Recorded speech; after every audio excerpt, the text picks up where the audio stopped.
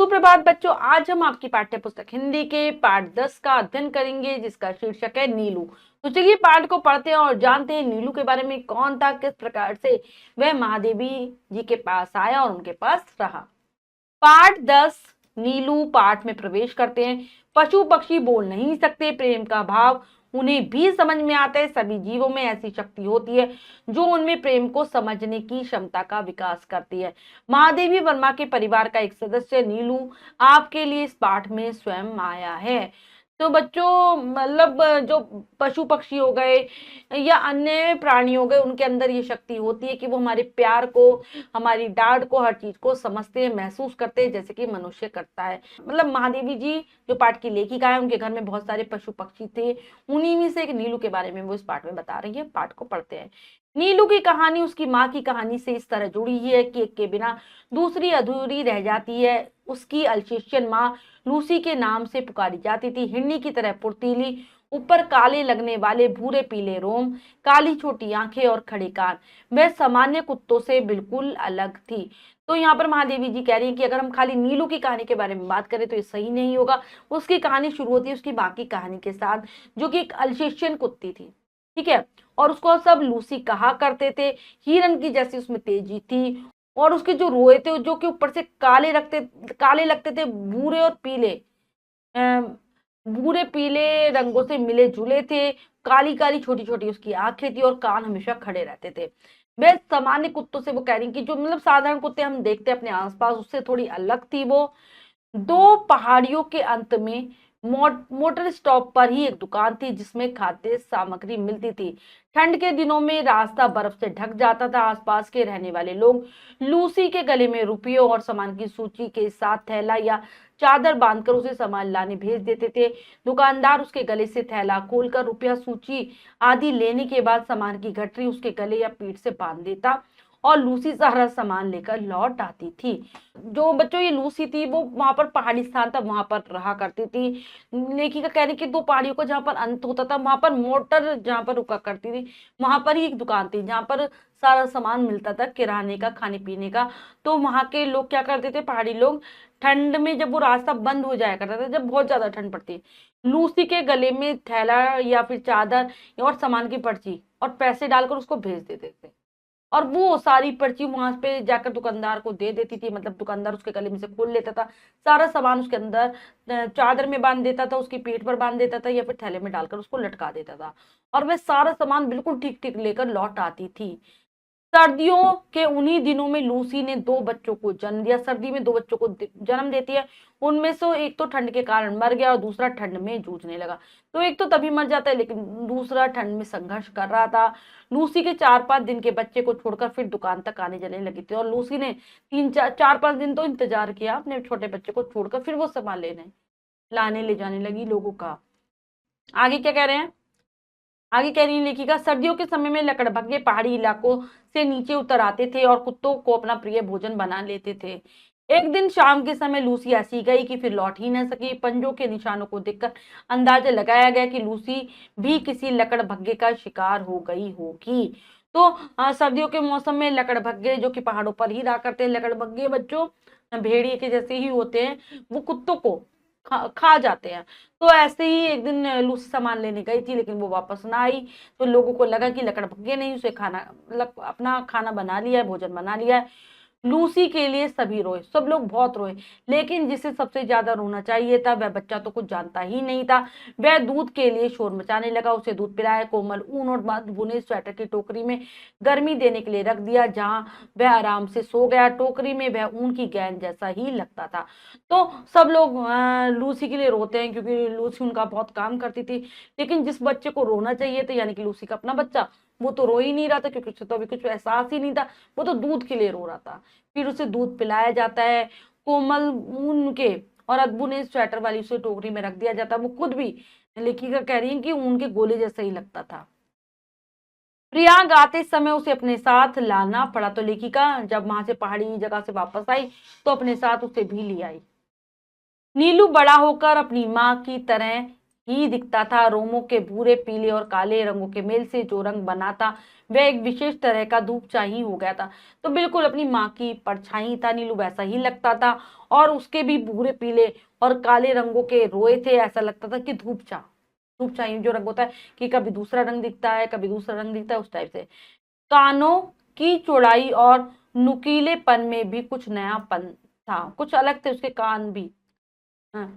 सिर चौड़ा था, पूंछ अल्सेशियन कुत्तों की पूंछ की तरह ऊपर की ओर मुड़ी हुई और आंखें गोल गोल थी। ये था उसका पूरा पूरा मतलब रूप, उसका महादेवी जी के द्वारा बताया गया है। उसके बल और स्वभाव में भी विशेषता थी, जो उसकी ताकत थी, उसका जो स्वभाव था वो भी थोड़ा अलग था। ऊंची दीवार को भी वह एक छलांग में पार कर लेता था, इतना ताकतवर था।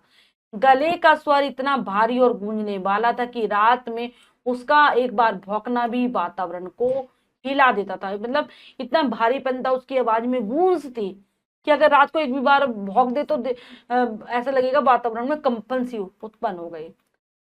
12 वर्षों से उसके बैठने की जगह मेरे घर का भारी बरामदा ही रहा, जिसकी ऊपरी सीढ़ी पर बैठकर वह हर आने जाने वाले को देखा करता था। तो वह 12 साल तक जब महादेवी जी के पास रहा तो लगातार वो उनके भारी बरामदे में बैठा करता था, और सीढ़ी लगी हुई थी, वहां से वो देखता रहता था कौन आ रहा है कौन जा रहा है। मुझसे मिलने वालों में लगभग सभी को पहचानता था। किसी विशेष परिचित को आया देखकर वह धीरे धीरे अंदर आकर मेरे कमरे के दरवाजे पर खड़ा हो जाता। उसका इस तरह से आना ही मेरे लिए किसी दोस्त के आने की सूचना थी। मुझसे आ रही हूँ सुनने के बाद वह फिर से अपनी उसी जगह पर जा बैठता। अगर कोई आता तो महादेवी जी के कमरे में आकर खड़ा हो जाता, तो महादेवी जी समझ जाती थी कि कोई आया है, और जब महादेवी जी उससे कह देती कि आ रही हूँ तो वह अपनी जगह पर जाकर बैठ जाता था। मेरे बंगले के रोशनदानों में अधिकतर गौरैया तिनकों से घोंसला बना लेती थी। मुझे उनके बनाए हुए घोंसले उजाड़ना अच्छा नहीं लगता था। अंडों से जल्दी ही पक्षी निकलते, कुछ कुछ पंख निकलते ही गौरैया के बच्चे उड़ने की कोशिश में रोशनदानों से नीचे गिरने लगते। इन दिनों नीलू उनके पहरेदार का काम संभाल लेता। उसके डर से कोई भी कुत्ता या बिल्ली उन नादान उड़ने वालों को नुकसान पहुंचाने की हिम्मत नहीं कर सकता था।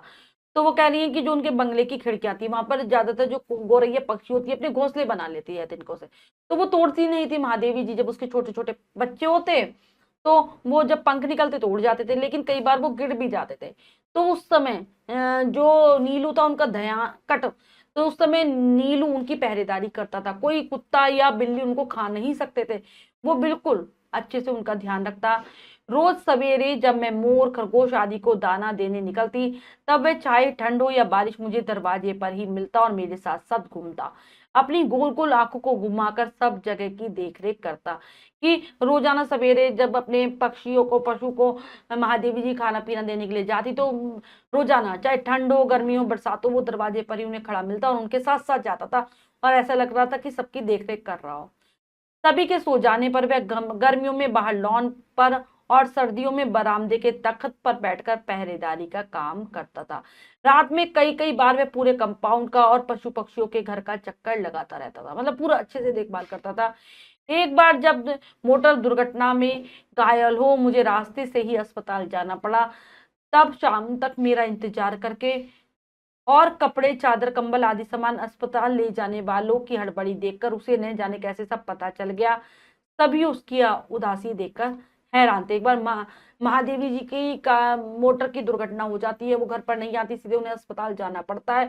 तब वो देखता है कि लोग किस प्रकार से हड़बड़ी मचा रहे हैं, सामान, कपड़े, चादर, कंबल ले जा रहे हैं, तो उसे समझ जाता है कि वो कुछ ना कुछ गलत हुआ है, और वह उस समय उदास रहता है।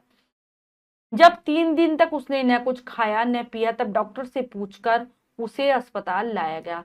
लगातार 3 दिन तक महादेवी जी के चक्कर में नीलू कुछ नहीं खाता, तो उसे अस्पताल ले जाया जाता है महादेवी जी को दिखाने के लिए। मुझे अच्छी तरह देखने के लिए वह पलंग के चारों ओर घूमने लगा, फिर मेरे पलंग के नीचे बैठ गया। 2 घंटे बाद बहुत समझाने पुचकारने के बाद ही उसे घर पहुंचाया जा सका।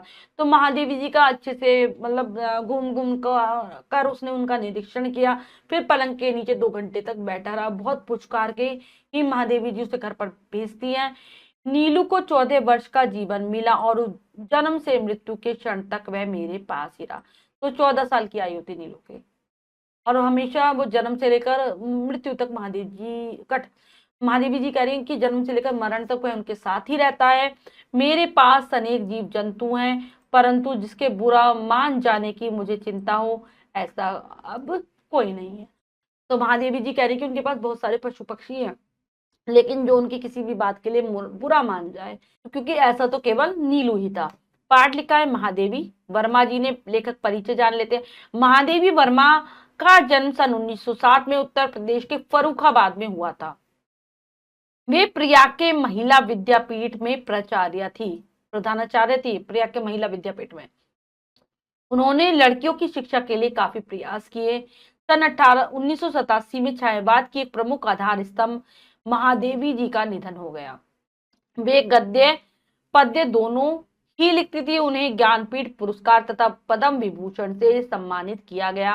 नीरजा, यामा, दीपशिखा, निहार, स्मृति की रेखाएं, अतीत के चलचित्र आदि इनकी प्रसिद्ध रचनाएं हैं। ठीक है, अब हम पाठ के शब्दार्थ कर लेते हैं, करते हैं बच्चों। पहला क्या है हमारा? लकड़ भग्गा। लकड़ भग्गा, भेड़िए की जाति का एक जानवर।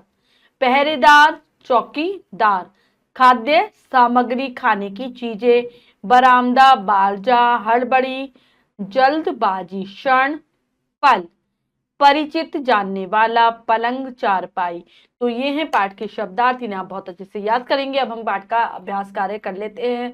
पहला प्रश्न है हमारा, इसमें से लिखित में से सही उत्तर वाले गोले को रंगे। प्रश्न में 3 विकल्प है, 2 गलत है, 1 सही है। हमें सही विकल्प को चुनना है बच्चों, सही का निशान लगा देना है। करते हैं।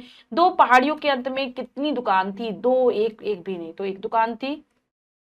लूसी ने कितने बच्चों को जन्म दिया? 4, 3, 2, तो 2 बच्चों को जन्म देती है लूसी। लूसी किसका शिकार हो गई? लकड़बग्घे का, शेर का, सियार का? तो लकड़बग्घे का। नीलू को कितने वर्ष का जीवन मिला? 13, 12, 14, तो 14 वर्ष का जीवन मिला था। मृत्यु के समय नीलू किसके पास था? लेखिका के पास। लूसी लकड़बग्घे के, तो लेखिका के पास था।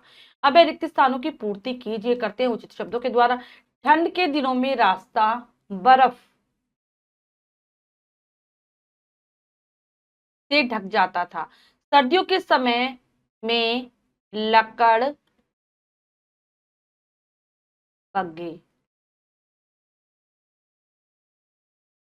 पहाड़ी इलाकों से नीचे उतर जाते थे। नेक्स्ट है, नीलू के बल और स्वभाव में भी विशेषता थी। गौरैया के बच्चे उड़ने की कोशिश में रोशनदानों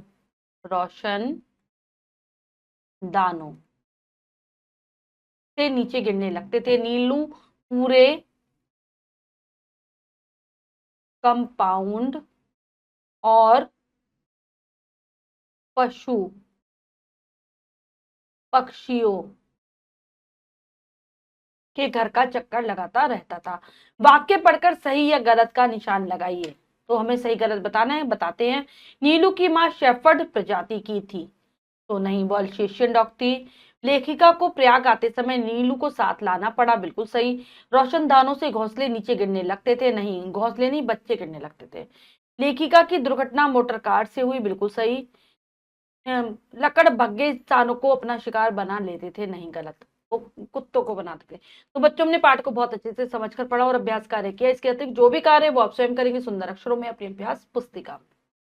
बच्चों, आज हमने पाठ के माध्यम से ये जाना कि किस प्रकार से पशु पक्षी भी प्रेम के भूखे होते हैं। अगर उनको प्यार मिलता है तो बदले में वो भी हमारे साथ उतना ही प्यार करते हैं, जैसा कि महादेवी जी का नीलू के साथ प्रेम था, वो हमने पाठ के माध्यम से जाना। आशा करती हूँ यह पाठ आप बहुत अच्छे से समझ गए होंगे। पाठ को फिर से जरूर पढ़ेंगे, शब्दार्थों को याद कर लेंगे। मिलते हैं अगली कक्षा में नए पाठ के साथ। तब तक के लिए स्वस्थ रहिए, प्रसन्न रहिए। धन्यवाद।